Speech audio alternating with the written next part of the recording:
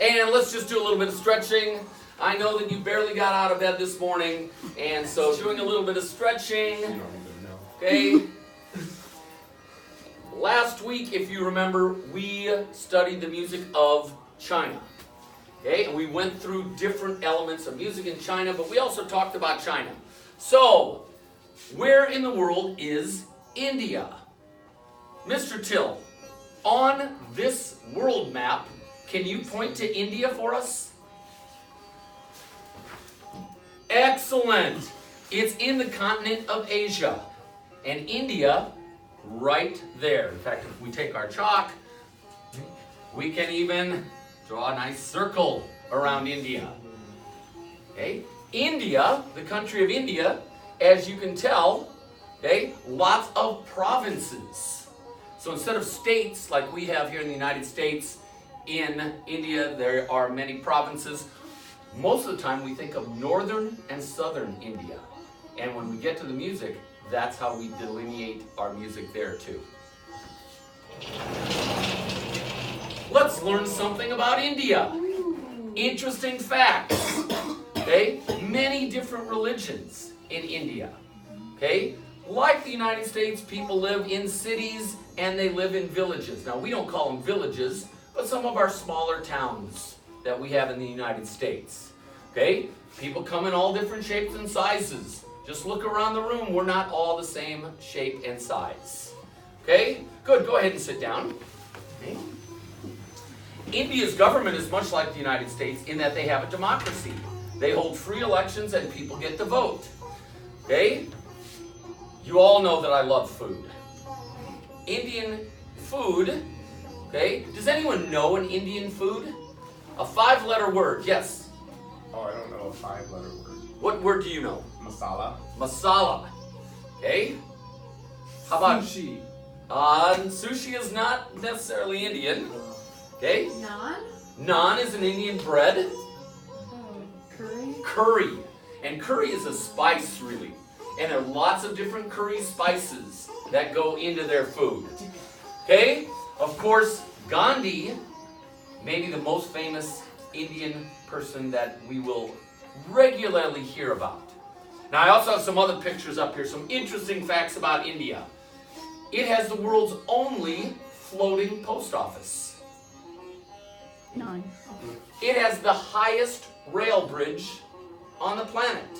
If you look here, that's a long way down from that rail down to the river. Okay? Down here, India is the only country that has a Bill of Rights for cows. We eat a lot of beef in the United States. Not in India. The cow is sacred in India. And then, for my movie fans, we have Bollywood in India. Now that's a play on what word?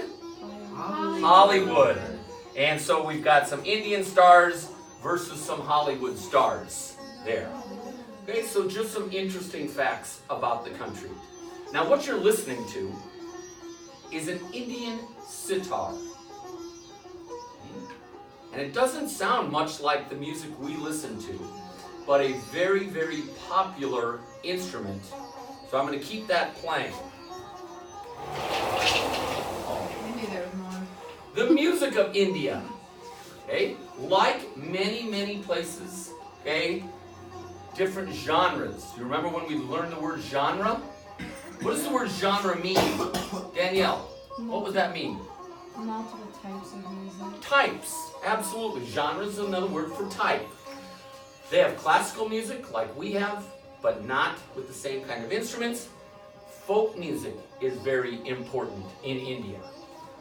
On the classical side, there are two main, okay? And these are things we can learn, the Carnatic and the Hindustani kinds of classical music. Okay? Different instruments, okay, that we've got. The violin you'd probably recognize, but the sitar that's playing now, it's a classical Indian instrument, has 21 strings. Later on today, we're going to be playing some ukuleles. They have 4 strings. 21 strings, all tuned to different. And what we don't hear as we listen It's a lot of rhythm, and there's a lot of melody, but not in the way we think of as melody. Indian music is supposed to paint a picture, colors and timbres and imagery that's so often used. It's very much improvisational. Erica, what did the word improvisation mean? You make it up on the spot. Make it up on the spot. That's a great way to think about it. Okay? Traditional Indian music, I already mentioned that it's Hindunasti and the Carnatic forms. Traditional elements. The melody in Indian music we call the raga. Okay? The drone, okay? It's that long note playing underneath. And then the rhythm that they call the tala. Okay? Would you all clap with me?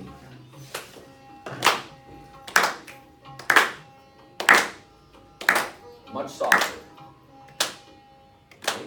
Danielle, start improvising different rhythms on top of that. Sam, add another layer. Erica, another layer. Jacob, another layer. All right, good. That is a tala.